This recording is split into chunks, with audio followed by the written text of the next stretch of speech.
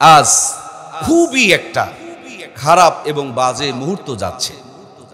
ISKCON নামক একটা জঙ্গি সংগঠন ওপেনলি একজন মানুষকে এভাবে খুন করে ফেললেন। এটা যদি কোনো হিন্দুকে এভাবে করা হতো, গোটা পৃথিবীতে ওরা পাগল কুকুরের মতন কামড়াকামড়ি শুরু করতো, ঠিক কিনা?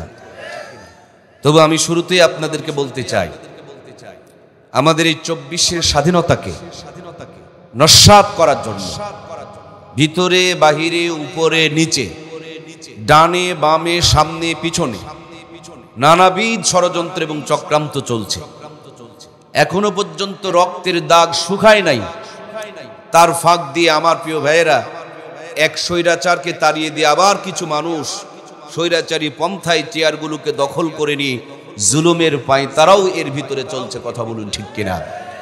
আপনারা জানেন 24-এর মহান স্বাধীনতায় যারা নেতৃত্ব দিয়েছিলেন যুবকদের মাঝে থেকে সার্জিস এবং হাসনাত আব্দুল্লাহ, সে ওই শহীদ ভাইটির কবর জিয়ারত করে আসার সময় তাদের গাড়িকে টার্গেট করে ট্রাক চাপা দিয়ে তাদেরকে মেরে ফেলে দেওয়ার জন্য আজকেই ষড়যন্ত্র হয়েছিল সন্ধ্যা 7:30 আপনারা আরো জানেন বাংলাদেশের বলিষ্ঠ কণ্ঠস্বর মরহুম মগফুর কবি আইনুদ্দিন আল আজাদ, যার প্রত্যেকটা কথা যুবকদেরকে অনুপ্রাণিত করে, তিনাকেও কিন্তু এই রোডের মধ্যে চক্রান্ত করে শহীদ করা হয়েছিল, ঠিক কিনা? সুতরাং প্রিয় বন্ধুরা আমার, একজন মুসলমানকে মারবেন আরো 10 জন মুসলমান ইমানওয়ালা তৈরি করে দিবেন কে? এই জোয়ার কেউ ঠেকাতে পারবে না। স্বৈরাচাররা ভেবেছিল যে এই আলেমদেরকে অন্যায়ভাবে ফাঁসি দিয়ে দিলে পারে হয়তোবা ইসলামের নেতৃত্ব শূন্য হয়ে যাবে। ভাইয়েরা আমার, শূন্য তো হয়েছে না আরো বেশি তৈরি হয়েছে। সুতরাং ইসলামের কেউ কোনোদিন শেষ করে দিতে পারে নাই, বরঞ্চ ইসলামকে যারা শেষ করতে এসেছে তারাই নিধন হয়ে গিয়েছে, ঠিক কিনা? এরা বাংলার জমিনে কোরআনের মাহফিল করার জন্য নাকি অনুমোদন নেওয়া লাগবে। হ্যাঁ, প্রসাব করে পানি নেয় না, বেকুবে আবার কোরআনের মাহফিলের অনুমোদন দিবার চাই। যাত্রা গানের অনুমোদন লাগে না, আর কোরআনের কথা বলতে গেলে অনুমোদন লাগে। যারা অনুমোদন দিতে চেয়েছিল তাদের নিজেদের অনুমোদন বর্তমানে হারিয়ে গিয়েছে। এটাই ইতিহাস, ঠিক কিনা? এজন্য প্রিয় ভাইয়েরা, সুযোগ পেলেই কোরআনের বিপক্ষে যাব না, আলেমদের বিপক্ষে যাব না, মাদ্রাসা মসজিদের বিপক্ষে যাব না। যদি যাই তাহলে বুঝতে হবে আপনার পতন এবং পতন শুরু হয়েছে। অচিরেই আপনার জন্য নিজের বিপদ নিজেই টেনে আনতেছেন, ঠিক কিনা? এজন্য প্রিয় ভাইয়েরা আমার, সজাগ এবং সচেতন থাকতে হবে। আমি আপনাদের সামনে পবিত্র কোরআনুল কারীমের ভিতর থেকে একটু বসুন প্লিজ, একটু বসুন প্লিজ, একটু বসুন প্লিজ, একটু ভিতরে আসুন। মহিলা প্যান্ডেলে যাবেন না প্লিজ, ওদিকে মহিলা মানুষ আছে। এই যে একজন দৌড়াচ্ছে, দেখেন তো কই যায়, যায় কই? ভাইও বসেন বসেন ভাই, একটু বসুন, কষ্ট হচ্ছে ভাইয়েরা। লা ইলাহা ইল্লাল্লাহ, লা ইলাহা, সাউন্ড একটু বাড়ায় দেন। সুবহানাল্লাহ ওয়ালহামদুলিল্লাহ, লা ইলাহা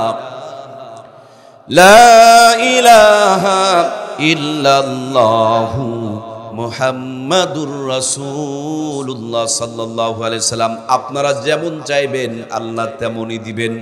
যে আশা নিয়ে এসেছেন আল্লাহ যেন আপনাদের হৃদয় শীতল হয়ে যায়, এরকম কিছু কথা আমি গোলামের জবান দিয়ে বের করে দেই। আমিন। আলোচনা শুরু করছি আমার প্রিয় ভাইয়েরা। লম্বা কোনো আলোচনা নয়, সংক্ষিপ্ত মূল আলোচনা। আজকের বাংলাদেশের শুধু সংকটাপন্ন অবস্থা নয়, এই স্বাধীনতা 24-এর স্বাধীনতা, এটাই শুধু স্বাধীনতা নয়, এর পিছনে একটা স্বাধীনতা আছে, স্বৈরাচার এরশাদ চাচার কাছ থেকে স্বাধীন হওয়া। তার পিছনে আর একটা স্বাধীনতা আছে, ওই যে পাকিস্তানের হানাদারদের কাছ থেকে স্বাধীন হওয়া। তার পিছনে আরো একটা স্বাধীনতা আছে, ইস্ট ইন্ডিয়া কোম্পানি নাম দিয়া ব্রিটিশরা যখন আমাদের উপরে জুলুম অত্যাচার শোষণ আর নির্যাতন করছিলেন, ওই ব্রিটিশ থেকে স্বাধীন হওয়া। তার মানে আমার প্রিয় ভাইয়েরা, খুব সংক্ষিপ্ত করে বলছে, একটু দিল দিয়া কথাগুলো বোঝার চেষ্টা করবেন। 80 বছরের ব্যবধানে এই বাংলার জমিন আমরা 4 বার স্বাধীন করলাম। ব্রিটিশ থেকে স্বাধীন করলাম, পাকিস্তান থেকে স্বাধীন করলাম, স্বৈরাচার এরশাদ চাচার স্বৈরাচারী থেকে স্বাধীন করলাম। এরপর শেষ বেলা গিয়া খুনি মাফিয়া এই ডমদের কাছ থেকে, আয়না ঘরওয়ালাদের কাছ থেকে দেশকে স্বাধীন করলাম। এক জমিন 80 বছরের ব্যবধানে 4 বার স্বাধীন হচ্ছে। এত স্বাধীনতা হারিয়ে যায় কেন? বারবার স্বাধীন হতে হয় কেন? এত রক্ত ঝরাতে হয় কেন? তার সহজ অ্যান্সার, যেই কোরআন সুন্নাহ বুকে নিয়া, যেই কোরআন সুন্নাহর আলো দিয়া এই দেশকে, সমাজকে, এই জাতিকে স্বাধীন করা হয়, ওই কোরআন সুন্নাহর আদর্শের মানুষগুলোকে চেয়ার পর্যন্ত পৌঁছানো হয় না, গুরুত্বপূর্ণ চেয়ারগুলোতে বসানো হয় না। 104কে তাড়িয়ে দেওয়ার পর আবার যাদেরকে আমরা ক্ষমতায় দেই, এদের ভিতরে কোরআন না থাকার কারণে, নবীর সুন্নত এবং হাদিস না থাকার কারণে ওরা গুরুত্বপূর্ণ চেয়ারে বসে বসে যে অন্ধকার থেকে দেশ রক্ত দিয়ে, জীবন দিয়ে স্বাধীন হয়, আবার আমাদেরকে সে অন্ধকারে পৌঁছায় দেয়। ঠিক কিনা? 2024-এর ছাত্র জনতা রক্তের সাথে যদি বেঈমানি না করতে চায়, তাহলে প্রত্যেকটা গুরুত্বপূর্ণ চেয়ারে, রাষ্ট্রপতি থেকে নিয়ে মেম্বার পর্যন্ত সব জায়গাতে কোরআন সুন্নাহর আদর্শের মানুষগুলোকে বসানোর দরকার আছে না নাই? যদি বসাইতে না পারেন, ওভার শিওর করে আমি বলছি, এই স্বাধীনতা বেশি দিন লাস্টিং করবে না। প্রাণপ্রিয় ভাইয়েরা আমার, আজকের শুধু অস্থিরতা নয়, আজকের শুধু দুশ্চিন্তার পেরেশানি নয়। আজ থেকে 1500 বছর পূর্বে নবী আমার যখন দুনিয়াতে আগমন করেন, সমাজটা অন্ধকার ছিল, সমাজটা মূর্খ আর জাহেল দিয়ে ভরে গিয়েছিল। অন্ধকারকে দূর করার জন্য আল্লাহ তাআলা 2টি নিয়ামত দান করেছিলেন। প্রথমে একজন নিয়ামতকে পাঠালেন, তার নাম হলো মুহাম্মাদুর রাসূলুল্লাহ সাল্লাল্লাহু আলাইহি ওয়াসাল্লাম। নবী আমার 40 বছর পর্যন্ত মক্কার মানুষের শান্তি, মুক্তি, কল্যাণ আর সবকিছুর অন্যায় অবিচার থেকে মুক্ত করার জন্য চেষ্টা করলেন, ফিকির করলেন। হিলফুল ফুজুল নামক একটা সংগঠন তৈরি করে 13 বছর পর্যন্ত সেখানে তিনি নেতৃত্ব দান করলেন। আমি আওয়ামী লীগের কথা বলবো না, বিএনপির কথা বলবো না। স্বাধীনতার 53 বছর চেষ্টা করেছেন, সেগুলোকে আমি ছোট নজরে দেখব না। আমি বঙ্গবন্ধু শেখ মুজিবুর রহমান, জিয়াউর রহমান আর এরশাদ চাচা পল্লী বন্ধু, তাদেরকে নিয়ে ছোট করতে চাই না। আমার নবীর মতন একজন দামি মানুষ 40 বছর মেহনত করেছেন, রেজাল্ট যখন কাঙ্ক্ষিত টার্গেট পর্যন্ত পৌঁছে নাই, জাবালে নূরে হেরা গুহার ভিতরে নবীজি আমার বসা, তিনি ধ্যান করছেন, ফিকির করছেন, প্ল্যান করছেন, পরিকল্পনা করছেন। যেমনটি ভাবে আজকে 86 বছর বয়সে বর্তমানের প্রধান উপদেষ্টা ডক্টর ইউনূস ওই প্ল্যান আর পরিকল্পনা নিয়ে ব্যস্ত আছেন। ঠিক কিনা? প্রিয় ভাইয়েরা আমার, বেগম খালেদা জিয়া তিনিও পর্যন্ত এখন দেশের শান্তির কথা ভাবছেন। আর দিল্লিতে মামু বাড়িতে গিয়া যিনি দাওয়াত খাচ্ছেন, তার কাছে গিয়া যদি বলেন, আপা গো এখানে আপনি কি করেন, তিনি বলেন, আমি বাংলাদেশের মানুষের শান্তির কথা ভাবি। বাদ দিয়া দেন প্রিয় ভাইয়ের আমার এত কথা। নবীর মতন একজন দামি মানুষ, তিনি 40 বছর মেহনত করে জাবালে নূরে হেরা গুহার ভিতরে বসা, কারণ নবী তার টার্গেট পর্যন্ত পৌঁছতে পারে নাই, কাঙ্ক্ষিত সফলতা অর্জন হয় নাই, অন্ধকার দূর হয় নাই। এই জন্য তিনি জাবালে নূরে হেরা গুহার ভিতরে বসে বসে প্ল্যান, পরিকল্পনা, থিসিস আর ফিকির করছেন। নবীজি আমার মুহাম্মাদুর রাসূলুল্লাহ, আল্লাহ তাআলা আমার নবীর কাছে দান করলেন কিতাবুল্লাহ, কিতাবুল্লাহ আর মুহাম্মাদুর রাসূলুল্লাহ। মক্কার জমিনে কালো পাথরের পাহাড়ে যখন লেগে গিয়েছে, আল্লাহর কোরআনের ছোঁয়া লাগার বদলতে ওই কালো পাথরের পাহাড়কে আলোর পাহাড় জাবালে নূর বানিয়ে দিয়েছেন কে? আমার পাশে বসা আজকের প্রধান অতিথি জনাব মোহতারাম আব্দুল্লাহ আল নাসির সাহেব। তিনি হজের খেদমতে দীর্ঘদিন ধরে বাইতুল্লাহর সফর করে আসতেছেন। বাইতুল্লাহর মেহমানদের খেদমতের সৌভাগ্য আল্লাহ দিয়েছেন। প্রিয় ভাইয়ের আমার, মক্কার মদিনার বুকে 2টি পাহাড় কেবলমাত্র লাল। একটা উহুদের পাহাড় যেখানে নবীজি রক্ত ঝরেছে, আর একটা জাবালে নূর যেখানে কোরআনুল কারীম নাজিল হয়েছে।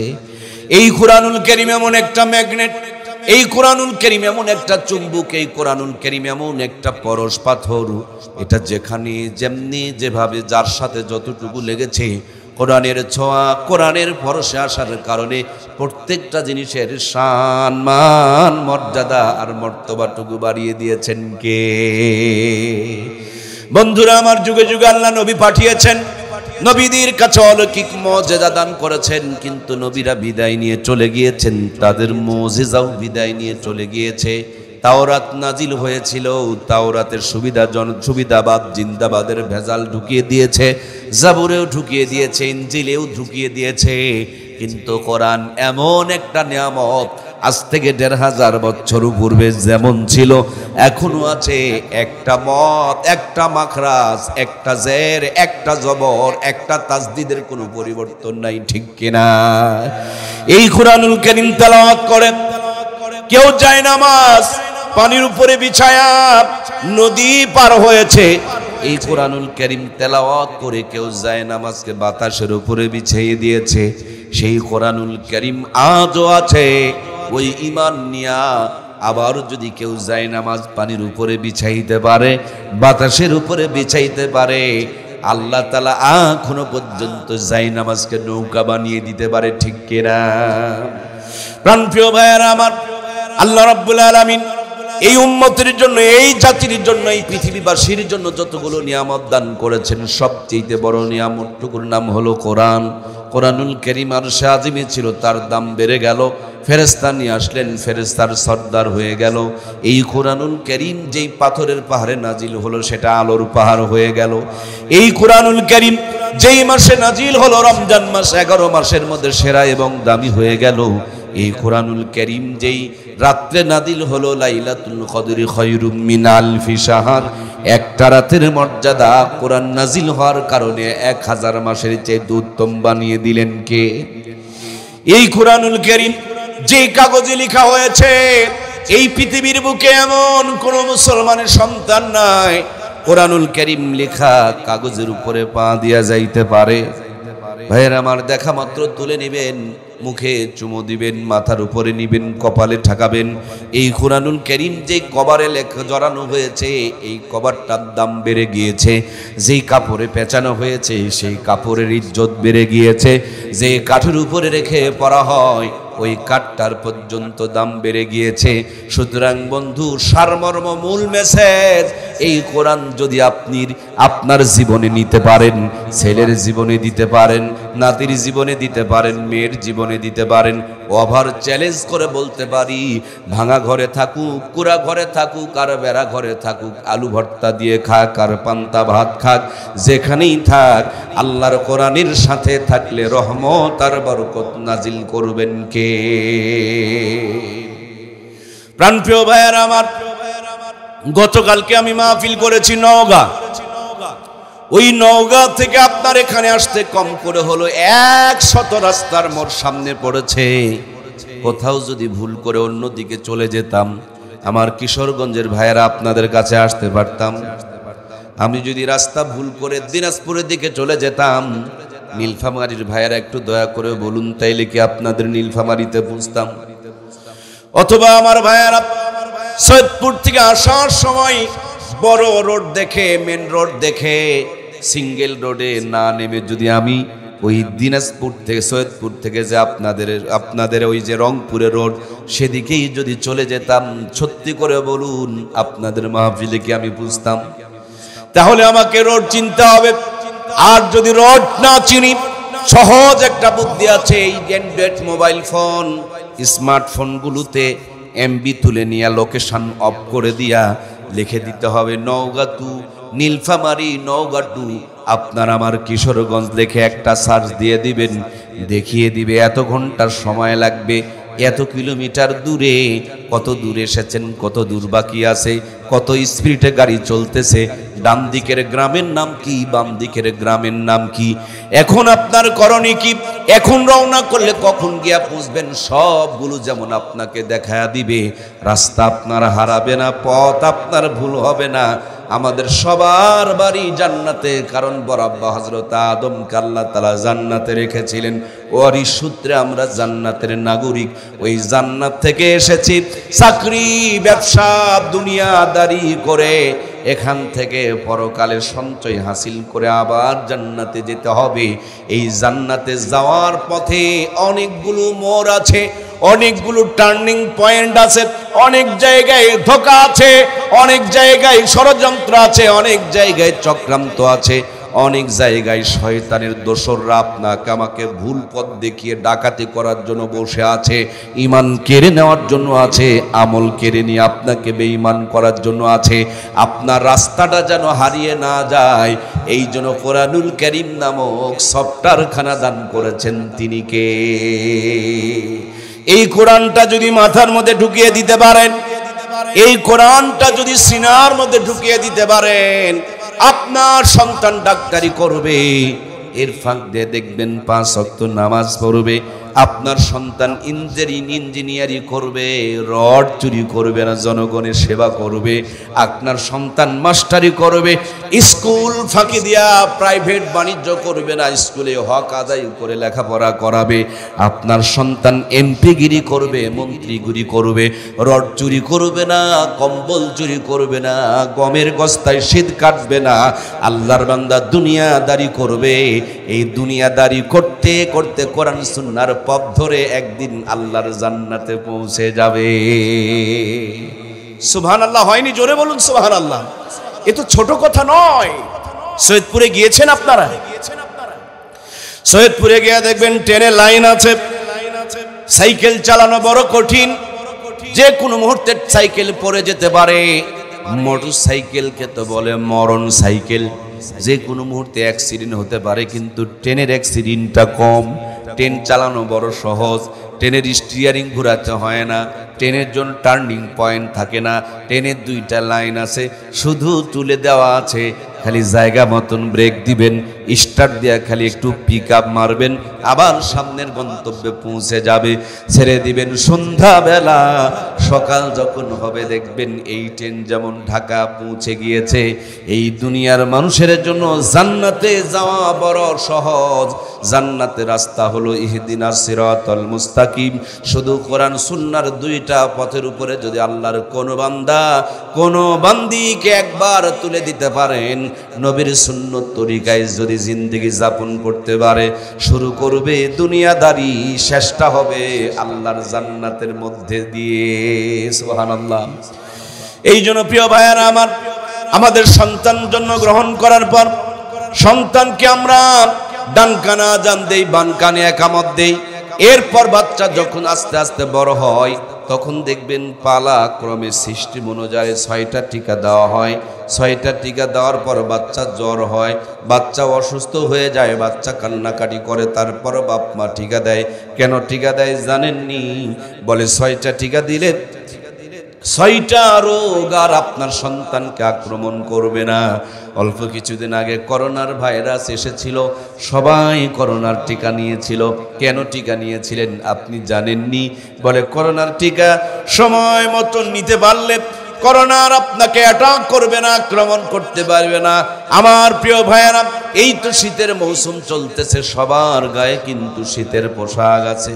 একটু দয়া করে বসুন প্লিজ, প্লিজ। বাবা বাবা আমার গেটে যারা আছেন, একটু 2খানা পা জড়িয়ে ধরে অনুরোধ করছি, একটু ভিতরে এসে বসুন। গেটে দাঁড়ানো যাবে না বাবা, গেটের মধ্যে দাঁড়ানো যাবে না, একটু ভিতরে এসে বসুন। নিচু জায়গায় আল্লাহর রহমতগুলো এসে জড়ো হয়, গেটটাকে ব্লক করা যাবে না। সুবহানাল্লাহ ওয়ালহামদুলিল্লাহ লা ইলাহা ইল্লাল্লাহ লা ইলাহা। মহব্বতে একটু দিল লাগায় পড়ুন না, লা ইলাহা। আল্লাহকে যারা ডাকিবেন ভবে, আল্লাহ তাদের আপন হবে। ইহকালে শান্তি, পরকালে মুক্তি দেবেন তাদের আল্লাহ তাআলা। লা ইলাহা ইল্লাল্লাহ লা ইলাহা দিল খুলে মন উজাড় করে লা ইলাহা ইল্লাল্লাহ, লা ইলাহা, লা ইলাহা ইল্লাল্লাহু মুহাম্মাদুর রাসূলুল্লাহ সাল্লাল্লাহু আলাইহি ওয়াসাল্লাম। ভাইয়ের আমার, আপনাদের খেদমতে আমি আলোচনা করছিলাম আল্লাহর কোরআনের সুপারিশের দরকার আছে না নাই? আমার প্রাণপ্রিয় ভাইয়েরা, যেই মাটির উপরে বসে আছেন, এই মাটিগুলো যদি রাস্তায় দেন, দেখবেন রাস্তা ধুলা হয়ে যাবে। এই মাটিগুলো দিয়ে যদি পানির ভিতরে কিছু কাজ করেন, দেখবেন মাটিগুলো পানির সঙ্গে মিক্সার হয়ে কাদা হয়ে যাবে। কিন্তু এই মাটিকে সুন্দর করে খামিরা বানায়া, ইটের একটা ফার্মায় ঢুকায়া, রোদের মধ্যে কয়েকটা দিন শুকায়া, ইটের ভাটাই দিয়া যখন লিমিটেড টেম্পারেচার মেনটেন করবেন, আগে ছিল মাটি, ইটের ভাটার থেকে বের করার পর হয়ে গেছে খাঁটি। আগে পানিতে দিলে গলে যেত, এখন পানিতে দিলে গলে যায় না, শক্ত হয়। কথা বুঝতেছেন না? গলে যায়, পানিতে দিলে আরো শক্ত হয়, মজবুত হয়। একই মাটি ইটের ভাটায় দেওয়ার আগে পানিতে ফেলে দিলে গলে যায়, আর ইটের ভাটার থেকে বের করার পর পানি পেলে আরো শক্ত হয়।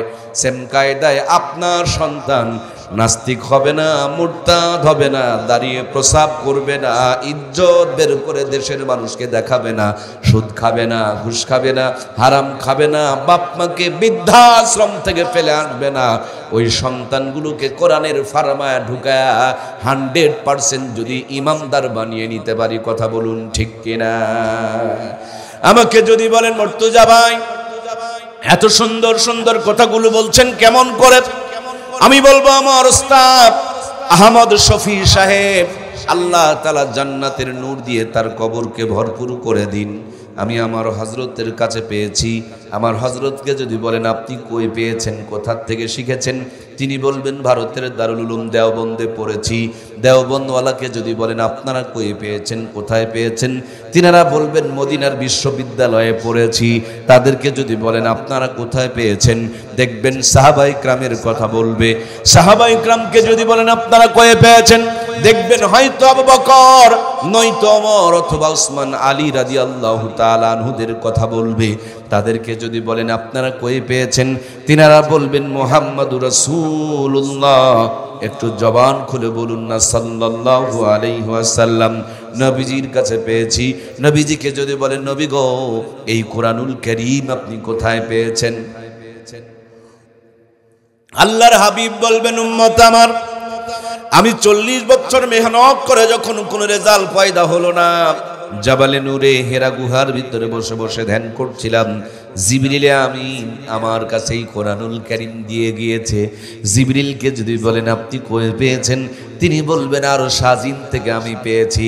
আরশ আজিমকে যদি বলেন কই পেয়েছেন, আরশ আজিম বলবে রব্বুল ইজ্জাত ওয়াল জালাল ওয়াল কারাম, কিতাবুল্লাহ কালামুল্লাহ, যার কিতাব যার কালাম যার বাণী ওই আল্লাহ তাআলা থেকে আমি পেয়েছি। তার মানে কিছুক্ষণ আগে একটা বাচ্চার মাথায় যে পাগড়ি বেঁধে দেওয়া হলো, এই পাগড়ির মাথার গোড়াটা ঘুরতে ঘুরতে মদিনা হইয়া আল্লাহ তাআলা পর্যন্ত পৌঁছে গেছে। সুবহানাল্লাহ হয়নি? জোরে বলুন সুবহানাল্লাহ। ট্রেনের ইঞ্জিনটার সামনে একটার পর একটা বগি, যে কোনো একটাতে চললেই যেমন এইটা আপনাকে ঢাকা পর্যন্ত পৌঁছে দিবে। আমার প্রিয় ভাইরা, হয়তোবা কমিটিওয়ালা মাদ্রাসা অথবা প্রাইভেট মাদ্রাসা, হাফেজি মাদ্রাসা অথবা নুরানি মাদ্রাসা, এগুলো হলো জান্নাতের বগি, এগুলো হলো জান্নাতের গাড়ি। যে কোনো একটাই সম্পর্ক রাখলে এটাই আপনাকে জান্নাতে পৌঁছে দিবে।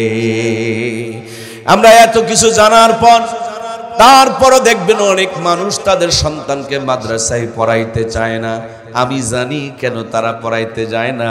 ওরা মনে মনে ভাবছে মাদ্রাসায় পড়লে মনে হয় ভাত পাবে, কিন্তু ভালো করে যদি পড়াইতে পারে ভাত খাওয়া লাগবে না, সারা জীবন বিরিয়ানি খাওয়ার বন্দোবস্ত করে দিবেন কে? কোরআন যারা পড়ে, আপনি বোঝেন আর না বোঝেন, এরাই দুনিয়ার সবচেয়ে বেশি খায়, এরাই দুনিয়ার সবচেয়ে দামি মানুষ, এরাই দুনিয়ার সবচেয়ে সুস্থ মানুষ, এরাই দুনিয়ার সবচেয়ে সম্মানী মানুষ। কোরআনওয়ালাদের চাইতে সম্মানিত দুনিয়াতে কেউ। বাংলাদেশে বিগত বছরগুলোতে আমরা দেখলাম আলেমদেরকে অনেক অপবাদ ঘাড়ে দেওয়া হলো। ওদের নেতারা যখন আসে, বিরিয়ানি থাকে, গাড়ি থাকে, হাদিয়া থাকে, তারপরও জনগণ খুঁজে পাওয়া যায় না। আর যাদেরকে জঙ্গি, যাদেরকে জেনাকারী, যাদেরকে ধর্ষণকারী, যাদেরকে লম্পট বলে তারা মামলা দিয়ে জেলখানার মধ্যে ঢুকায় রাখছিল, ওই আলেমদেরকে যদি কোনো ময়দানে উপস্থিত করা হয়, জনগণের জায়গা দিতে পারে না। ঠিক কিনা? এটা হলো কোরআনওয়ালাদের কোরআনের মুজিজা। আমার প্রাণের ভাইয়ারা, এই কোরআনের অসংখ্য মুজিজা, তার একটা জিন্দা মুজিজা আপনাদের সামনে আজকে বলবো। আপনারা মনে করেছেন হুজুর বানালে মনে হয় ছেলে ভাত পাবে না। এই এলাকার ছোট্ট একটা গ্রামের ছোট্ট একটা মসজিদে যদি ইমাম সাহেব ইমামতি করে, তাও দেখবেন 30 দিন 30 বাড়িতে 30 রকম হাতে 30 রকম স্বাদের রিজিকের ফয়সালা কোরআনওয়ালাদের জন্য রেখেছেন কে? যদি আবার আপনাদের এখানে হাটের বার কোন দিন? কোন দিন? শুক্রবার অথবা মঙ্গলবার হাটের দিন হয়, তাহলে দেখবেন বাড়িওয়ালা সকালবেলা আপনাকে ঘুম থেকে জাগ্রত করায়া হাতের মধ্যে ব্যাগ ধরায়া আগে ভাগে বাজারে পাঠায়া দিবে যে আজকে আমাদের বাড়িতে ইমাম সাহেবের খাবারের পালি। 35 আইটেমের বাজার করে নিয়ে যায়, সারাদিন যত্ন করে রান্না করে। হুজুরও বড় চালাক মানুষ, চিন্তা করে আমি যদি মানুষের বাড়িতে গিয়ে গিয়ে খাই তাইলে তো বউটা পাতিল নিয়ে লটর পটর করবে, এজন্য টিফিন বক্স পাঠায় দেয়।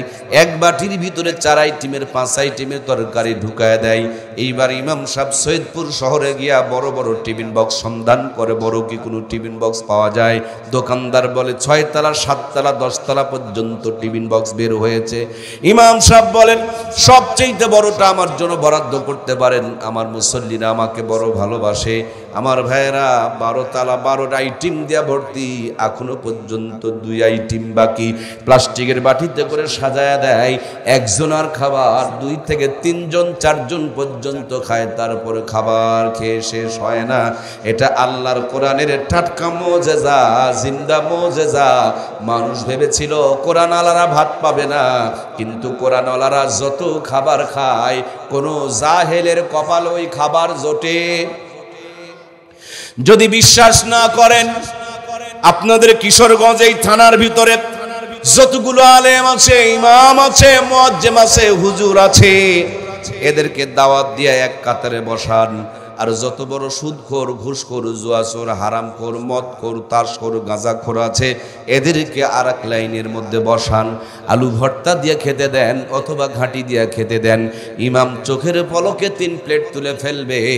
আর হারামখোরের পেটের ভুঁড়ি দেখে মনে হয় 6 কেজি চালের ভাত খায়, হাফ প্লেট নিয়েই নাড়াচাড়া করবে। কথা বলুন ঠিক কিনা?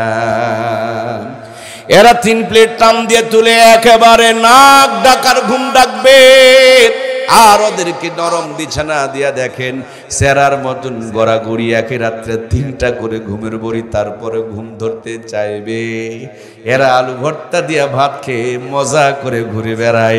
আর ওরা খাসির কলিজা খালি খালি হুকুর হুকুর করে ঠিকুর তুলে পেটের মধ্যে গন্ডগোল শুরু হয়ে গিয়েছে। তখন গ্যাসের বড়ি এবার সার্জিল দিয়া পেটের গুতাগুতি মিটানো লাগে। কথা বলুন ঠিক কিনা? ইমামকে দেখে অবহেলা করিও না। ইমাম বড় চালাক মানুষ, ছোট্ট দিয়ে বিয়ে করে নিয়েছে। বিয়ের পর পর বাচ্চা হয়ে গিয়েছে, ছেলেকেও বিয়ে দেওয়াই ফেলছে। ছেলের ঘরের থেকে ছেলে হয়েছে, তার মানে নাতিকে কাঁধের মধ্যে নিয়ে মজা নিয়ে নিয়েছে। আর যারা কোরআন ছাড়া দূরে, এরা 35 বছর পর্যন্ত লেখাপড়া করে। লেখাপড়ার পর 5 বছর চাকরি খোঁজাখুরি করে। চাকরি পাওয়ার পর আরও 5 বছর ধরে বিল্ডিং করে। এখন বয়স হয়ে গিয়েছে 45, কিন্তু ব্যাটারিতে আর চার্জ। ইরি আল্লাহ, কথা কন না কেন ভাই? ব্যাটারিতে চার্জ। টাকা আছে, চাকরি আছে, ক্ষমতা আছে, মগর ব্যাটারিতে চার্জ। টাকার জোরে সুন্দরী বিয়ে করতে চায়, বিয়ে করার পর বউয়ার কথা শুনতে বউটাকে কাঁধের মধ্যে নিয়ে শহরে চলে যায়, বউকে কন্ট্রোল করার জন্য আইফোন কিনে দেয়, বউকে কন্ট্রোল করার জন্য ওয়াইফাইয়ের নেটওয়ার্ক লাগায়া দেয়। কিন্তু বউ তো নিজের ঘরে ঘুমায় না, স্বামী এক ঘরে, বউ আর এক ঘরে, ক্রিং ক্রিং করে খালি মোবাইলের মেসেজের শব্দ আওয়াজ করে। এটা স্বামীর জন্য নয়, বিবির জন্য নয়, পরক্রিয়া করে, কইতেও পারে না, সইতেও পারে না, টেনশন করে করে হাত স্টক করে বিছানায় পড়ে থাকে। কথা বলুন ঠিক কিনা? এই জন্য প্রাণপ্রিয় ভাইয়েরা আমার, এই কোরআনুল কারীম সিনায় যদি আপনি ঢুকিয়ে দিতে পারেন, যেখানেই থাকুক, যেই হালতেই থাকুক, কোরআন সিনায় থাকলে আল্লাহ তাআলা জান্নাতের সুখে আপনার আমার সন্তানকে রাখবে। এই জন্য বন্ধুরা আমার, এই প্রতিষ্ঠানগুলো কোরআনের ফার্মা তৈরি করা হয়, কোরআনের ফ্যাক্টরি যেগুলোকে বলা হয়, যেখান থেকে ইমানদার তৈরি করা হয়, ওই ইমানদার বানানোর ফ্যাক্টরি কোরআনের মাদ্রাসাগুলো আমাদের দরকার আছে না নাই? আমি স্কুলের বিরুদ্ধে বলি না, আমি কলেজের বিরুদ্ধে বলি না, কারণ আমি অসুস্থ হলে ডাক্তার লাগে, আমি যদি বিল্ডিং বানাতে চাই তখন আমার ইঞ্জিনিয়ার লাগে, আমি যদি ইংরেজি পড়তে চাই তখন আমার জন্য বড় একজন প্রফেসর লাগে, আমি ওগুলোকে চাই। কিন্তু আমার মূল কথা হলো, আগে ডাক্তার নয়, আগে মাস্টার নয়, আগে ইঞ্জিনিয়ার নয়, আগে ইমামদার বানাতে হয়, আগে কোরআনের ফার্মায় ঢুকায়া ইমামদার বানাতে হয়। কথাটা কি বোঝা গেছে? কারা কারা বুঝেছেন একটু আল্লাহকে দয়া করে হাতটা দেখাবেন।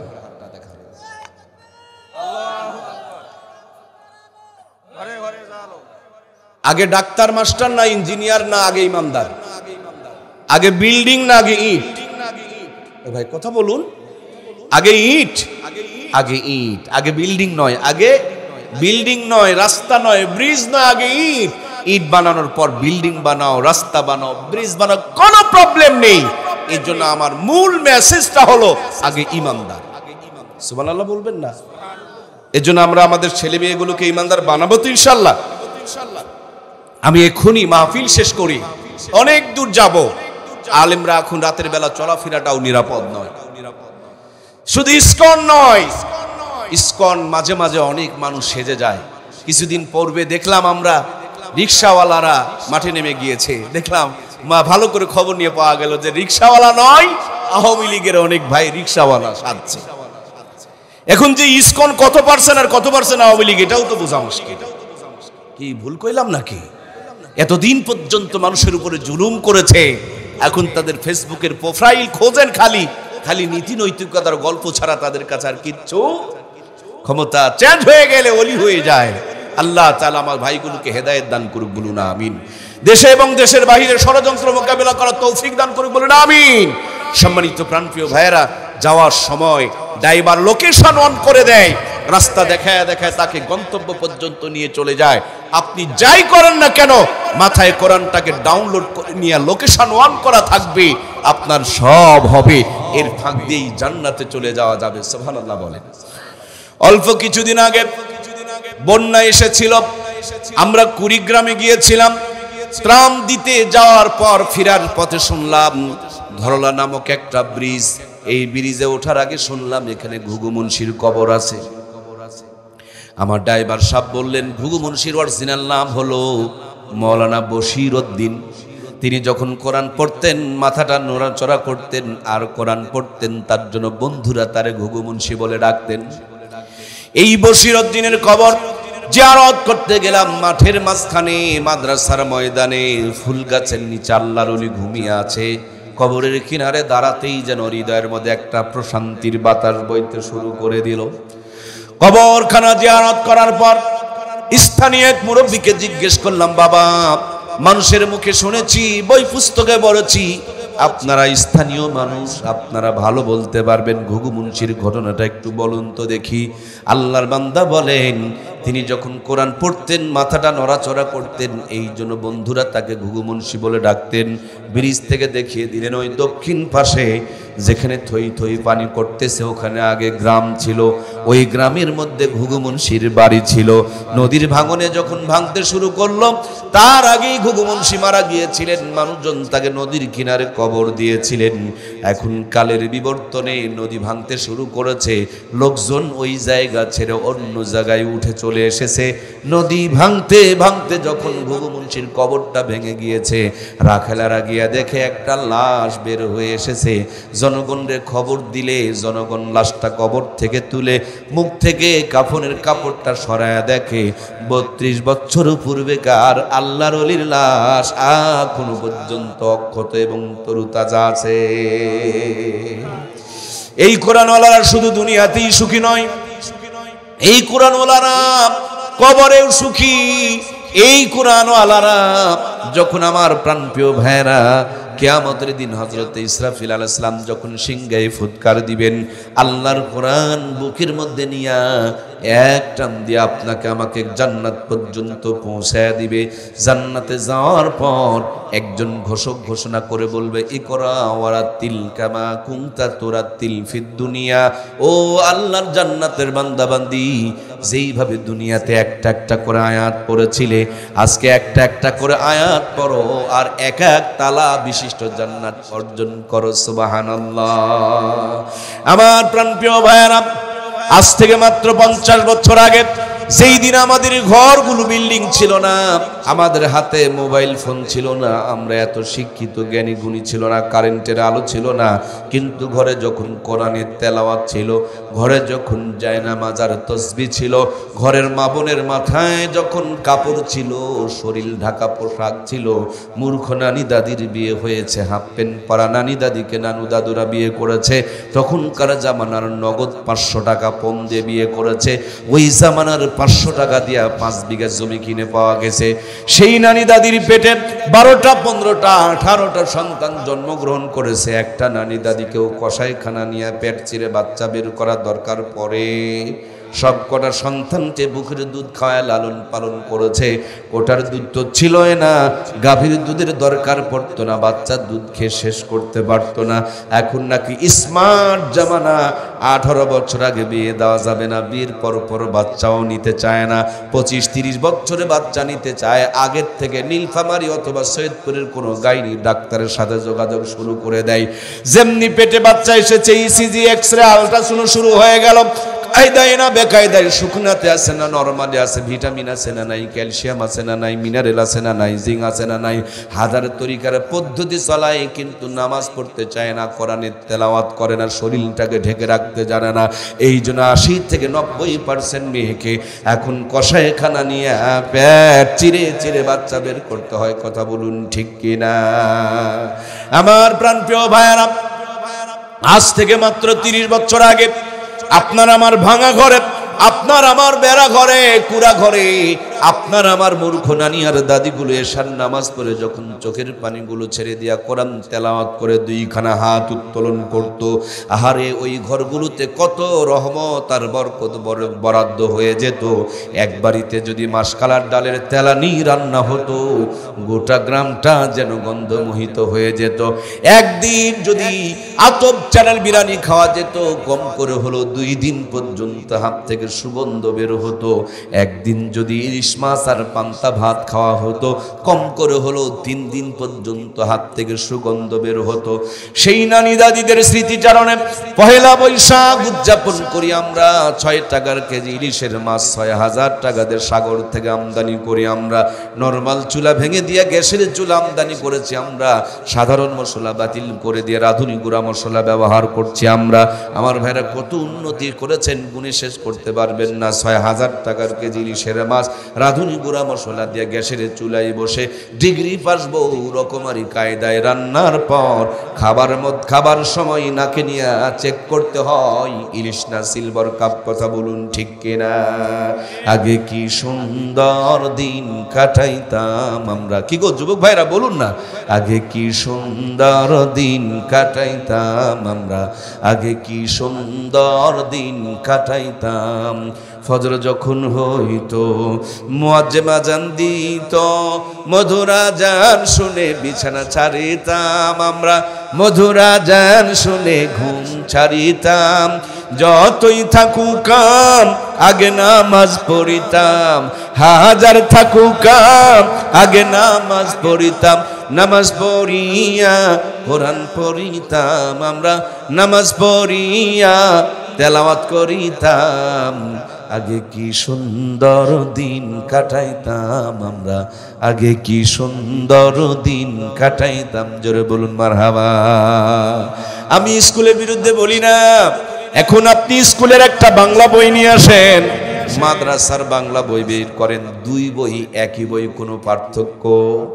স্কুলের বাংলা মাদ্রাসার বাংলায় কোনো পার্থক্য নাই। স্কুলের ইংরেজি মাদ্রাসার ইংরেজিতে কোনো পার্থক্য নাই। স্কুলের অঙ্ক মাদ্রাসার অঙ্কের মধ্যে কোনো পার্থক্য নাই। তার মানে স্কুলে যা পড়াই মাদ্রাসা তো তা পড়াই। স্কুলে শুধু দুনিয়ারটা পড়াই, মাদ্রাসায় দুনিয়ারটাও পড়াই। আঙ্গুল দুইটা এভাবে উচ্চা করে দেখেন, এটা ভি চিহ্ন, বিজয়ীদের চিহ্ন। দুইখানা আঙ্গুল তোলেন, আল্লাহর কাছে সাক্ষী করেন।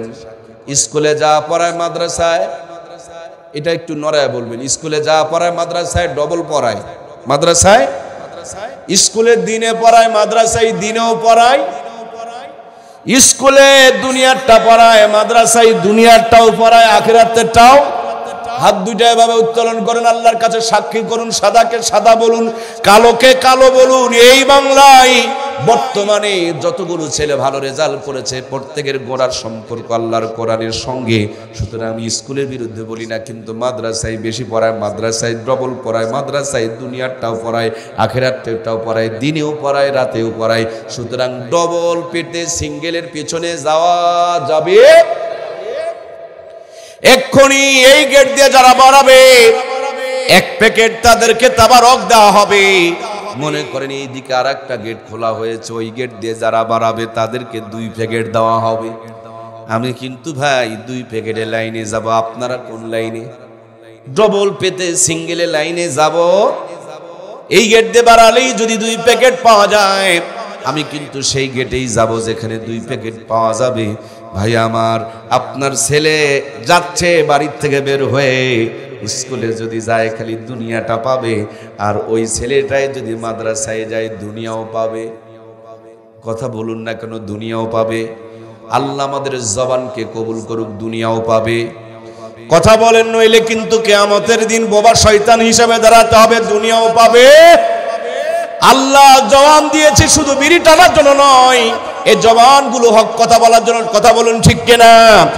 স্কুলে দিলে দুনিয়া পাবে, মাদ্রাসায় দিলে দুনিয়াও পাবে, আখিরাতেও পাবে।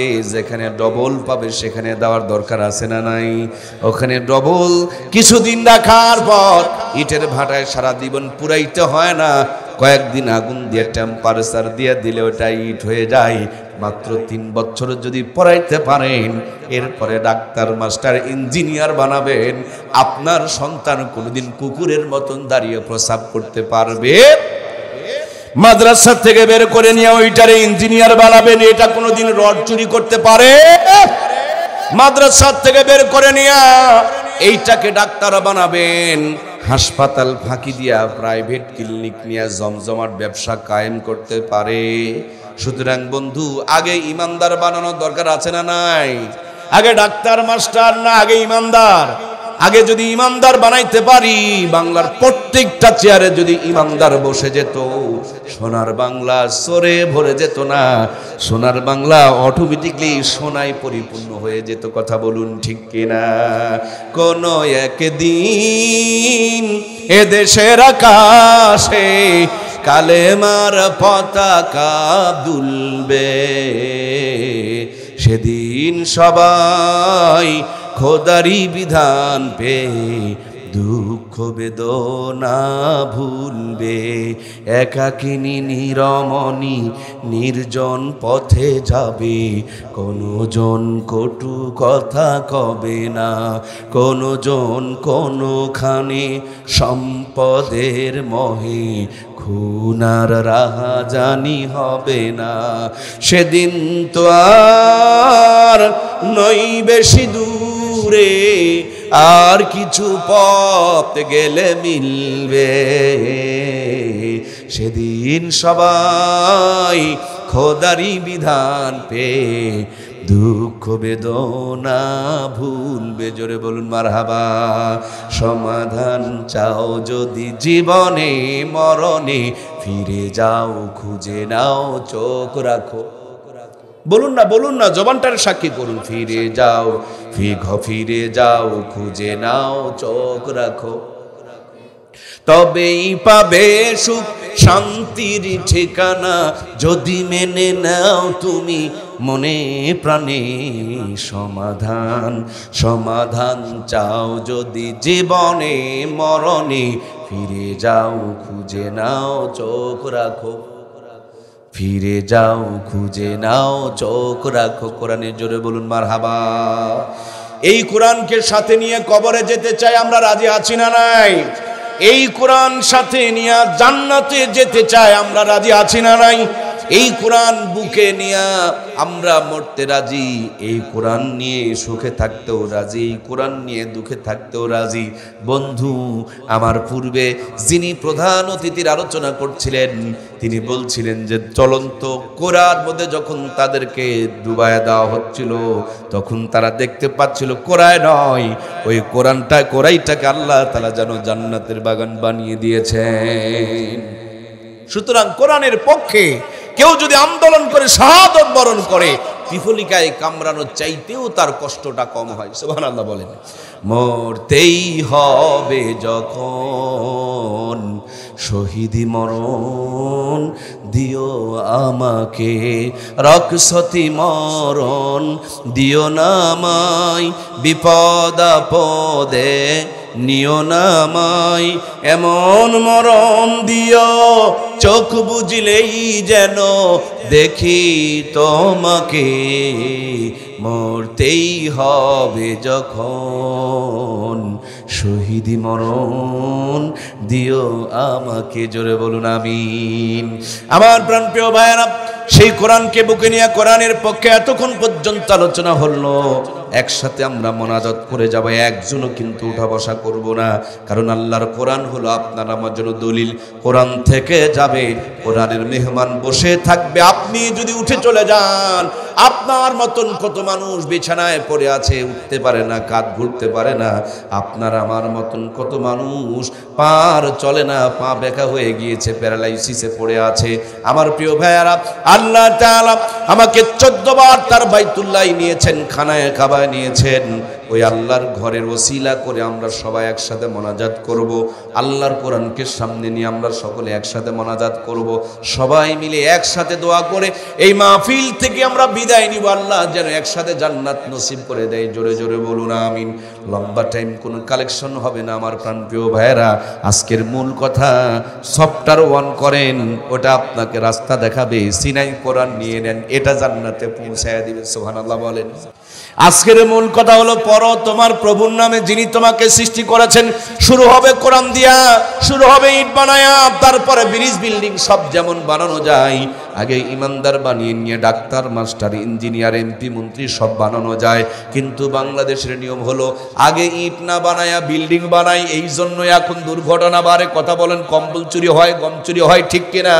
এই জন্য প্রিয় ভাইয়েরা, আগামীর দিন হবে কোরআনের দিন, আগামী দিন হবে ইসলামের দিন, আগামী দিন হবে কোরআন সুন্নাহর আদর্শবানদের মানুষদের দিন। সেই জন্য কোরআন সুন্নাহর আলোতে আলোকিত করতে হবে। সন্তানগুলোকে মাদ্রাসায় দিলে দুনিয়াও পাবে, আখিরাতও পাবে। এই জন্য তাদেরকে মাদ্রাসায় দিতে হবে।